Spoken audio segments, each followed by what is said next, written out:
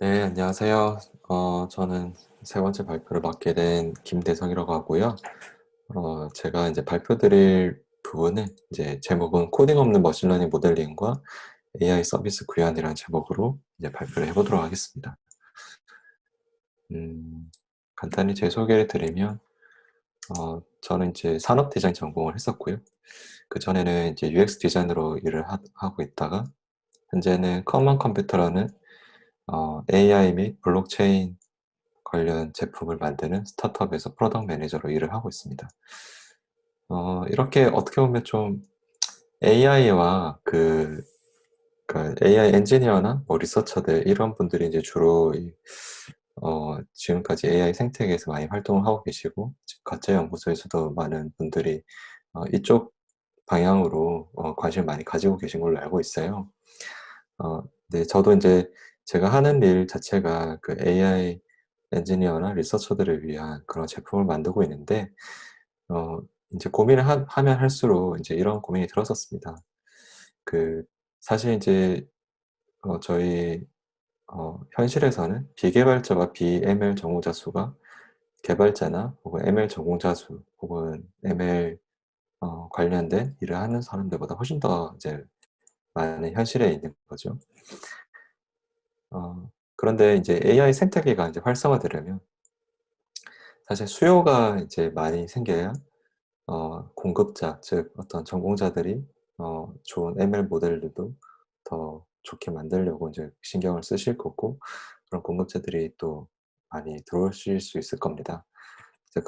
그렇게 이제 그 결과 실제로 현재 뭐 네이버든 구글이든 카카오든 전 세계에서, 그리고 스타트업들도 포함해서 많은 그 AI 공급자들이 이제 나타나고 있고, 이들 중에서는 실제 AI 활용 사례로 이제 이어지고 있는 겁니다. 그래서 이것들이 이제 다시 성공 사례들이 축적이 되다 보면 더 많은 사람들이 AI에 대한 그 가치와 잠재력을 깨닫게 되고, 또 더 많은 수요자로 이어지게 될 것입니다. 근데 하지만 아직 이 수요자들은 그 AI 이 생태계에서 다소 소외돼 있다고 해야 될까요? 그러니까 뭔가 적극적으로 참여하고 있지는 못하고 있는 상황인데요. 그래서 어떻게 이 비개발자나 비ML 전공자들, 아마 주로 이런 분들이 그 수요자의 카테고리에 속할 텐데, 어떻게 이런 분들이 AI 생태계로 들어오게 할 수 있을까, 이런 고민을 했었습니다. 어 근데 이런 고민을 하고 있었는데, 이제 가짜 연구소에 제가 이제 첫 기획자로 이제 들어왔을 때 또 사실 좀 비슷한 고민을 하게 됐던 것 같아요. 어 이제 가짜 연구소의 이름으로 이제 여러 프로젝트들을 기획을 하고 AI 서비스를 이제 만들 계획이 있었는데, 어 물론 이제 제가 가짜 연구소 기획자로서, 혹은 이계도 새로 기획자분들이 들어오셨는데, 이분들이 어 이제 이 가짜 연구소분들과 소통하면서 조금씩 AI에 대해서 알아가면서 기획을 하시는 것도 좋은 방법이라고 생각하긴 합니다.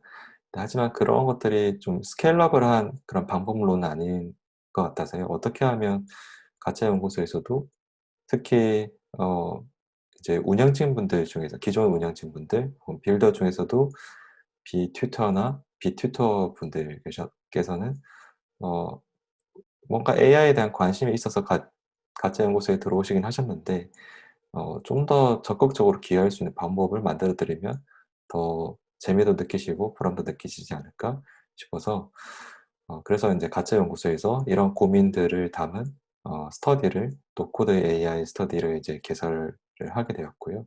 그래서 일기 때 한번 그 스터디를 운영을 해 보았습니다. 참고로 인제 그 노코드 AI 스터디는 제가 인제 그 가짜 연구소와 별도로 외부에서 진행하던 스터디가 있었는데, 이제 그거를 어 인제 저희 가짜 연구소 분들의 동기부여를 위해서 인제 같이 공유하게 되었었습니다. 어 사실 인제 아마 많이들 아시겠지만, 이 전형적인 AI 인문 과정들은 이렇습니다. 먼저 뭐 확률 통계나 성형대수 같은 그 수학적 이론 기반을 배우시고, 그다음에 파이썬이나 R 같은 그 언어를 배우고, 그리고 GPU 클라우드 등 뭐 ML 인프라도 이제 배워서 이제 돌릴 수 있는 환경을 세팅을 하죠. 그리고 이제 머신러닝 알고리즘들도 다양한 문제 유형별로 익히시고, 그리고 판다스나 뭐 이런 넘파이 등 데이터 전처리와 관련된 라이브러리, 텐서플로우, 케러스 등 딥러닝 프레임워크 일단 배포하는 것까지, 플러스 만약에 서비스를 구현한다면 백엔드나 프론트엔드 코딩, 그리고 도메인 지식까지도 요구가 되죠.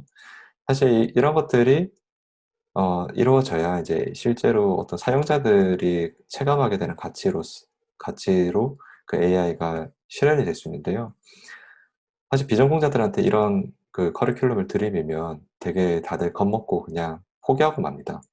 혹은 간단하게 정말 헬로 월드 수준의 예제만 좀 따라서 돌려보고 그다음부터는 실제로 본인의 어 현실 업무나 본인의 개인적인 어떤 용도로 활용을 하려면 뭔가 굉장히 큰 갭이 존재하게 되는 상태로 이제 배움을 끝마치게 되거든요. 그래서 이런 문제를 좀 개선을 해 보려고 했습니다. 뭐 비유를 들자면 이런 건데요. 어 인제 여기 간단히 나와 있는 이 도식은 그 전자레인지의 그 원리를 이제 나타내는 도식인데요. 사실 아무도 전자레인지의 원리를 알고 전자레인지를 쓰진 않잖아요. 그러니까 뭐 일부 그런 전공자분들은 그렇게 쓰실 수도 있겠지만, 대부분의 대부분이 이제 원하는 거는 '전자레인지를 어떻게 활용할까?' 그러니까 이론이나 어떤 원리가 아니라 '이 전자레인지를 어떻게 활용할 수 있을까?' 뭐 예를 들면 전자레인지로 칫솔을 소독한다든지 뭐 살균한다든지 뭐 이렇게 활용하시는 분들도 계시더라고요. 이런 활용법에 사실 많은 분들은 더 관심을 가지시고, 이런 '아 이렇게도 활용할 수 있구나.'라는 그 가치를 보고 또 전자레인지를 구매를 할 것입니다. 그래서 인제 저는 좀 더 이론보다는 활용에 좀 더 주안점을 좀 두었고요. 그리고 이 활용도 그 코딩 없이 가능한 방법을 찾 어 이제 좀 찾고자 노력을 했었습니다. 실제로 최근에 이 노코드라는 이 트렌드는 실리콘밸리 중심으로 굉장히 도 좀 어 많은 대규모 투자도 이끌어내는 스타트업이 많이 생길 만큼 좀 뚜렷한 트렌드로 나타나고 있고요. 여기 인제 보시면 어 여기 AI 데이터 사이언스 이 카테고리에 해당되는 그 노코드 스타트업들도 많이 존재하고 있고요. 그리고 연관대에서 API, 챗봇, 뭐 보이스, 데이터 스크래핑, 오토메이션 이런 것들이 다 어떻게 보면 AI나 ML, 머신 데이터 사이언스 이쪽과 관련되어 있는 서비스라고 볼 수 있을 것 같습니다.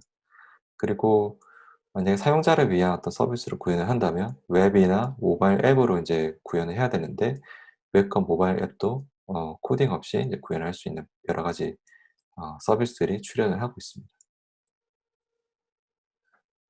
그래서 인제 이제 제가 어떻게 그 비전공자분들에게 이 머신러닝을 이제 설명을 해 드리고, 그리고 활용을 했는지 그 과정을 간단하게 소개해 드리겠습니다. 그 제가 자주 쓰는 비유는 이제 머신러닝은 사람을 키우는 것과 굉장히 비슷하다고 말씀드리고 있는데요. 그러니까 '우리 아이 어떻게 키울까.'를 '우리 모델 어떻게 키울까.'로 바꿔도 뭐 그게 사실 저희 대부분들이 고민하고 있는 거죠. 특히 ML 리서처 분들이나 엔지니어 분들이.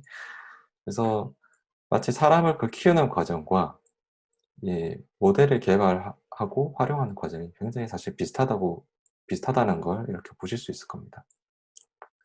그래서 이 과정들을 하나하나 이제 코딩 없이 인제 하는 과정을 좀 보시게 될 텐데요. 먼저 문제 정의는 어 네. 다음부터 바로 넘어가 보면, 그리고 인제 제가 설명을 드릴 때 그 제가 노코드 AI 커리큘럼에서 최대한 홈스쿨링 같은, 그러니까 내가 직접 다 하는 그 방법은 최대한 배제를 하고, 가능하면 저희도 뭐 이제 교육을 받을 때 학교나 학원을 갔지 부모님이 직접 홈스쿨링으로 교육을 받은 사람들은 많이 없잖아요. 그래서 최대한 이런 전문 기관 혹은 인제 클라우드 서비스들을 인제 활용하는 방법들을 소개해 드렸습니다. 이제 첫 번째 단계는 그 문제 정의에 해당될 텐데요. 예, 사실 이거는 코딩과는 사실 무관하게 그 AI나 ML에 대해서 알고자 한다면 기본적으로 알아야 되는 그런 개념인 것 같습니다. 그래서 어떻게 본인이 갖고 있는 문제를 머신러닝 문제로 정의를 할 수 있는지 그런 방법론을 먼저 좀 소개를 드렸고요. 그래서 머신러닝 문제 유형도 다양하게 있지 않습니까? 그래서 이런 문제 정의를 각 유형별로 어떻게 하는지, 그러니까 분류, 예측, 구분 이런 것들이 그 ML 문제 유형에 해당되겠죠. 그리고 데이터가 이제 필요할 것이고, 그리고 어떤 결과를 얻고 싶은지 그것을 잘 정의하는 것도 그 머신러닝 문제로 정의하는 데 필요한 부분입니다. 그래서 이렇게 문제 정의를 하고 나면 이제 실제로 모델링하는 과정으로 넘어갔는데요.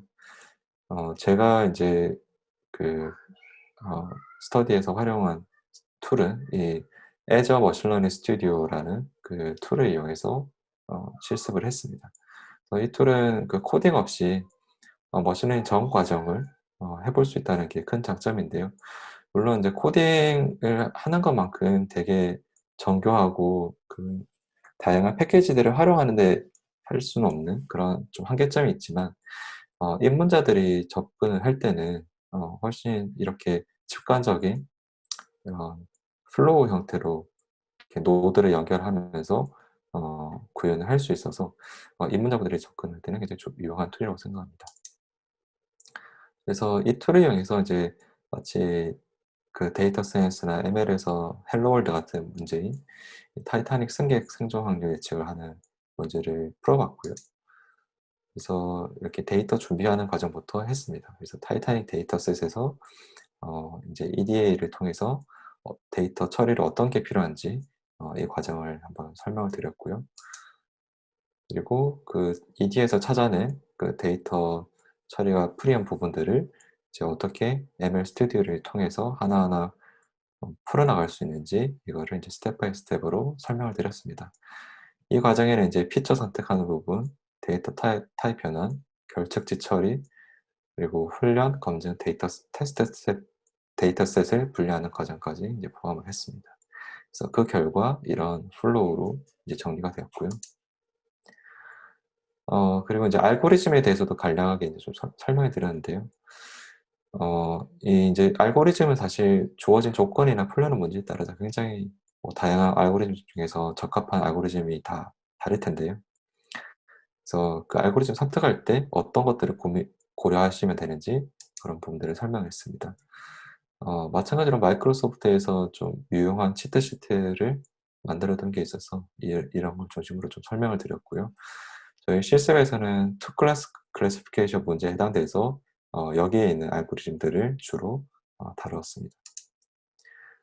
그래서 인제 여기 이진 분류 알고리즘에서 인제 실제 모델 학습을 시키고 그 결과 나온 그 결과도 어떻게 해석을 하는지 다루었었고요.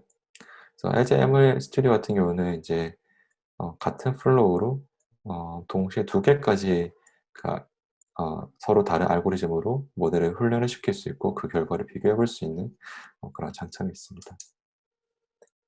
네. 그래서 이제 이블레이션 평가도 이제 진행했고 실습에서는 되게 굉장히 다양한 그 ML 문제 유형을 다 다루기에는 시간이 부족해서 이제 이렇게 클래시피케이션 문제에 해당되는 메트릭을 좀 살펴봤고요.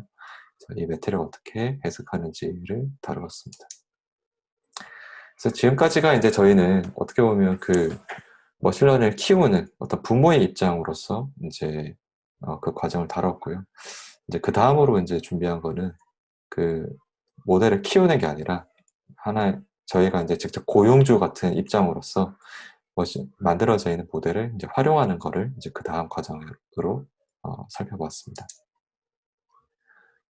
어 인제 여기서 우리라고 강조를 했는데요. 우리라 함은 비전공자들을 말합니다. 그래서 비전공자들을 위한 AI 활용 레시피로 인제 제가 이렇게 만들어 봤는데요.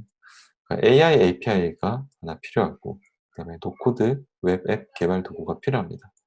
이렇게 두 개를 합치면 AI 앱 서비스가 이제 만들어지는데요. AI API는 뭐 다양한 그 구해올 수 있는 다양한 방법이 있는데요. 여기서는 예시로 뭐 아이나이즈와 그리고 노코드 외벽 개발 도구로는 버블이라는 툴을 썼었고요. 그래서 이제 실제로 제가 수업에서 레퍼런스로 만들었던 제가 만든 예제를 설명해 드렸는데 이것도 나중에 한번 살펴보시면 될 것 같습니다.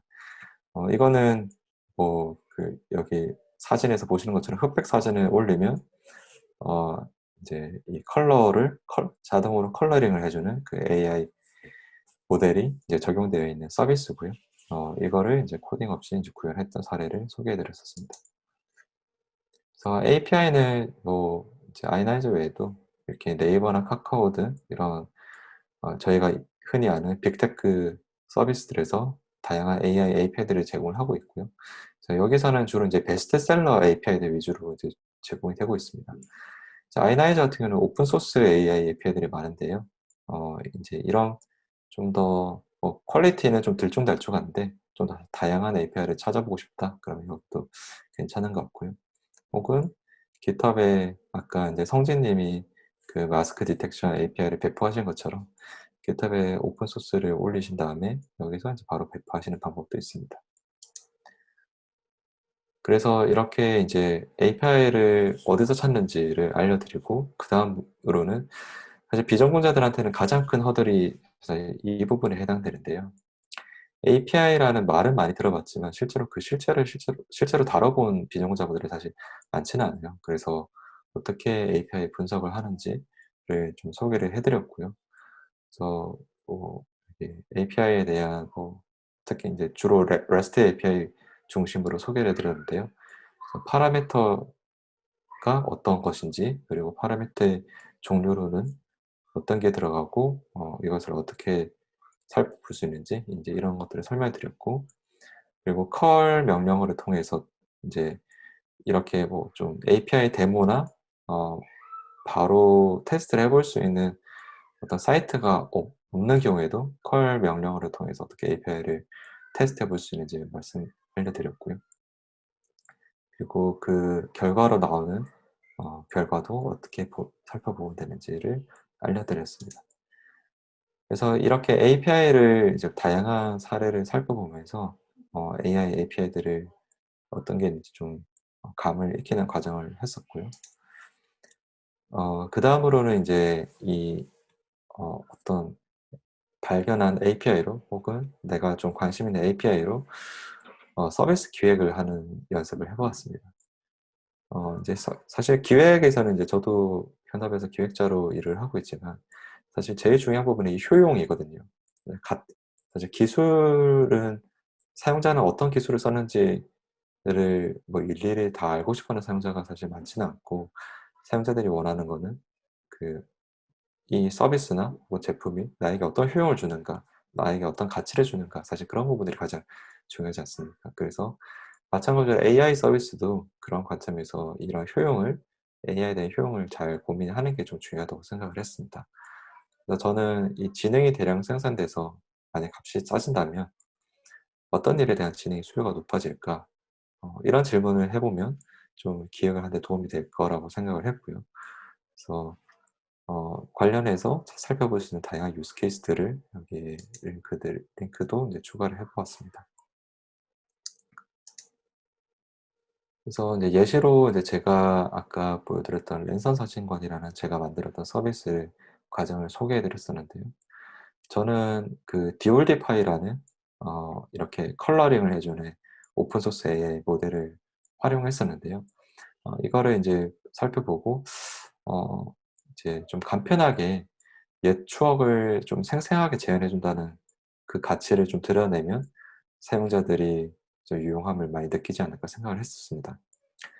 특히 인제 이런 가치 같은 경우는 좀 옛날 사진이 많이 있는 그런 분들이 좀 효용을 크게 느끼시겠죠.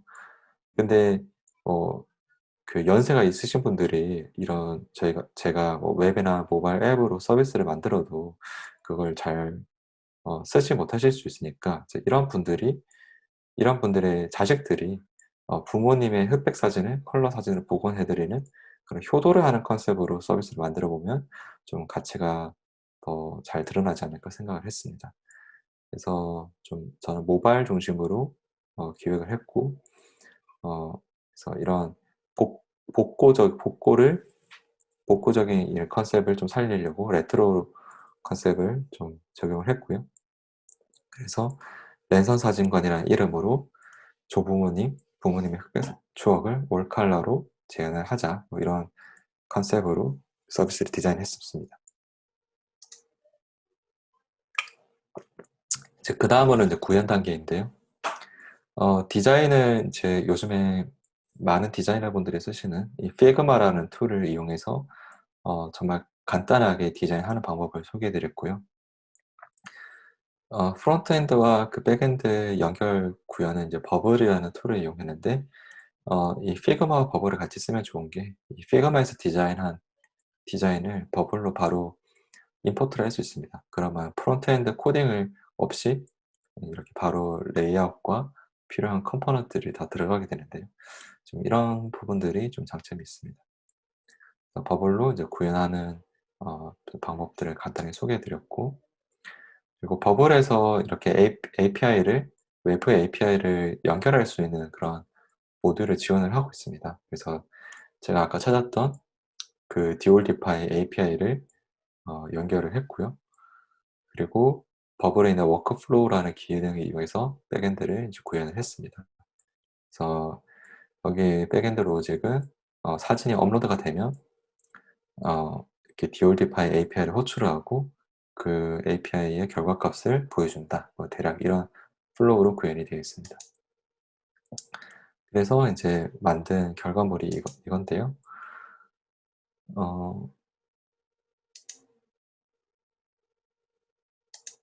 여기서 뭐 간단하게 지금 예제 사진이 적당한 게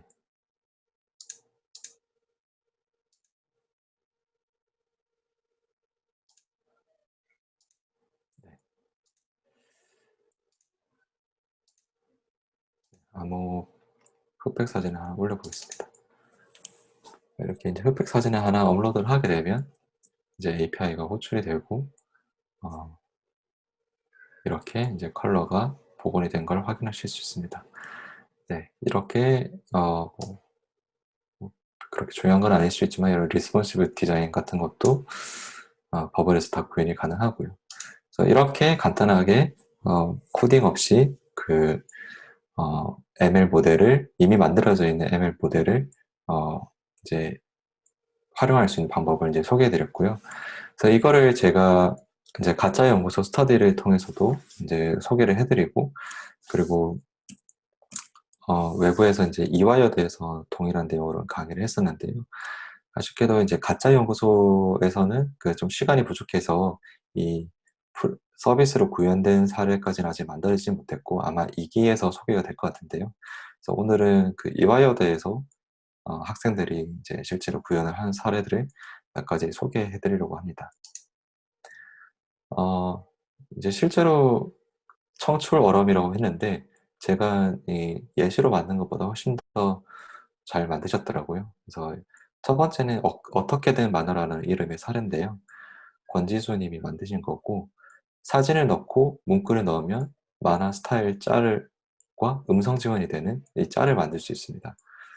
여기 보시면, 우측에 보시면 여기에 이제 사진을 하나 업로드를 하고 넣고 싶은 문구를 넣고 이제 누르면 이렇게 약간 카툰 만화 스타일로 이렇게 만들어지고, 이렇게 말풍선과 네, 효과음이 있는데, 실제로 이걸 웹에서 실행을 해보면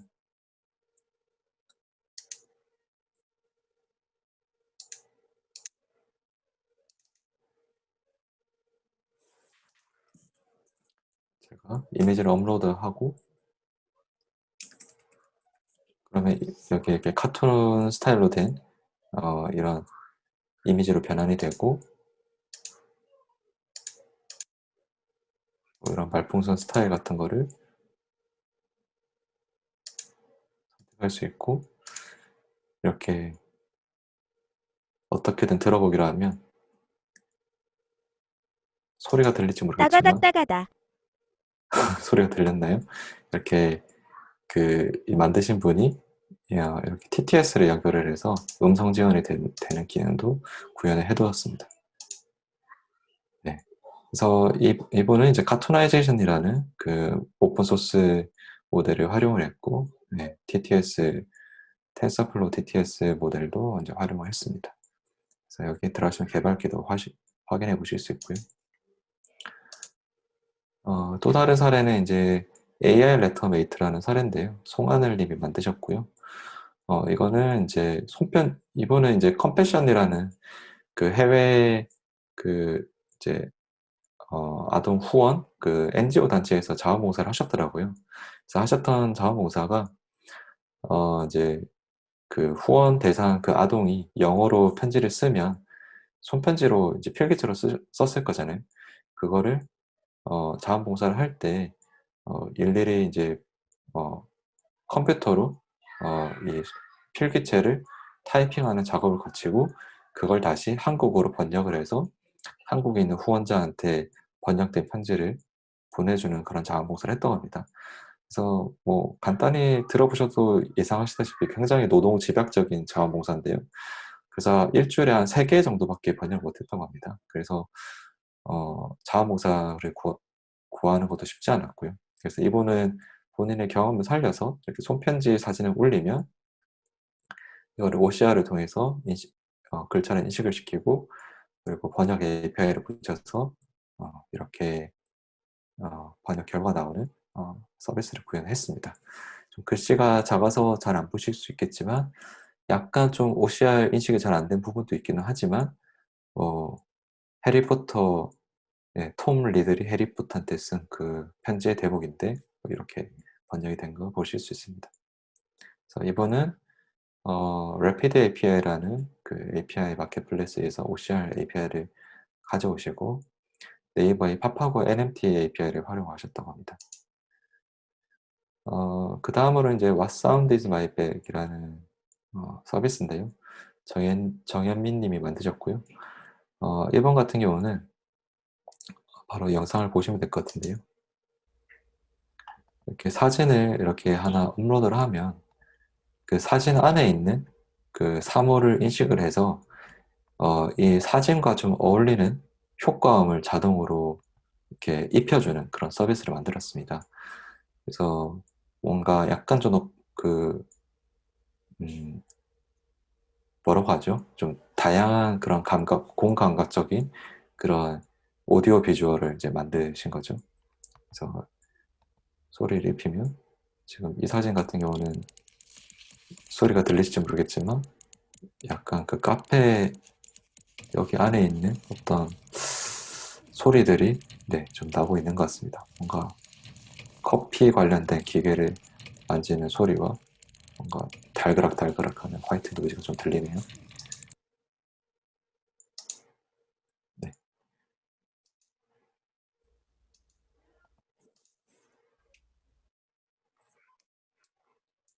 그리고 다음 사례는 나라나 숫돌이라는 사례인데요. 김하리님이 만드셨고요.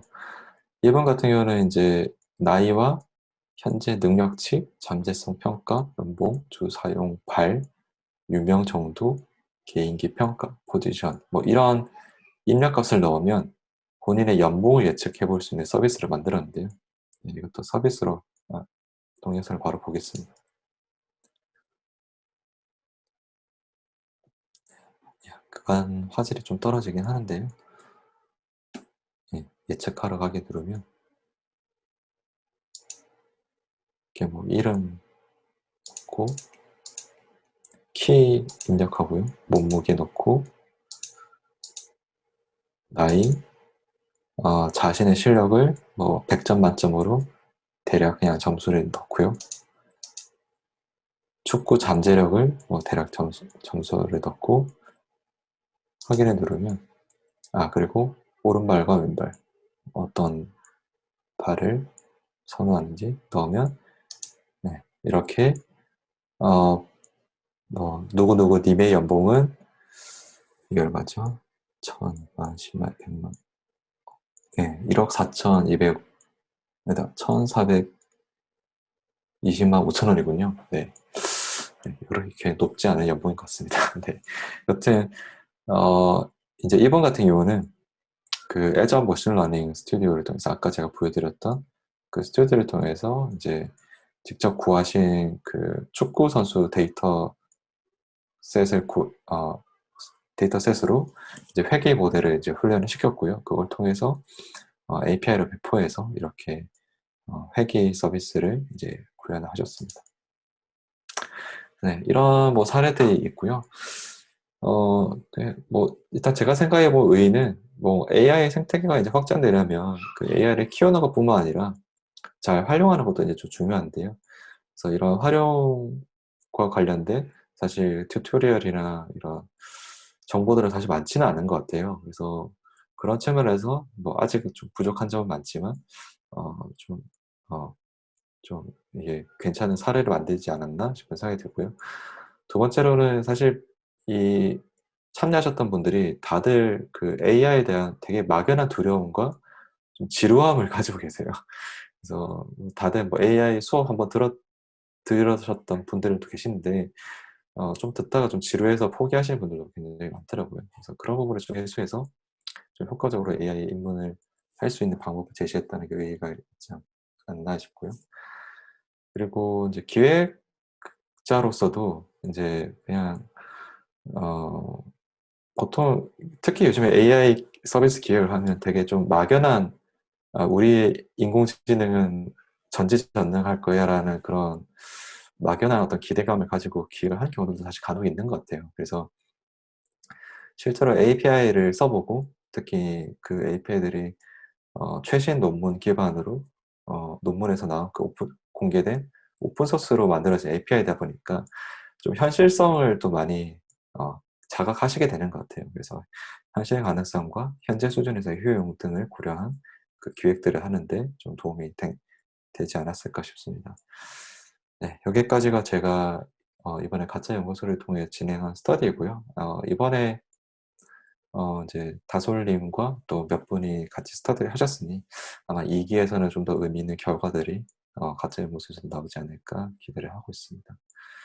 네. 여기까지 내용이고 혹시 뭐 질문 있으시면 좀 부탁드리겠습니다.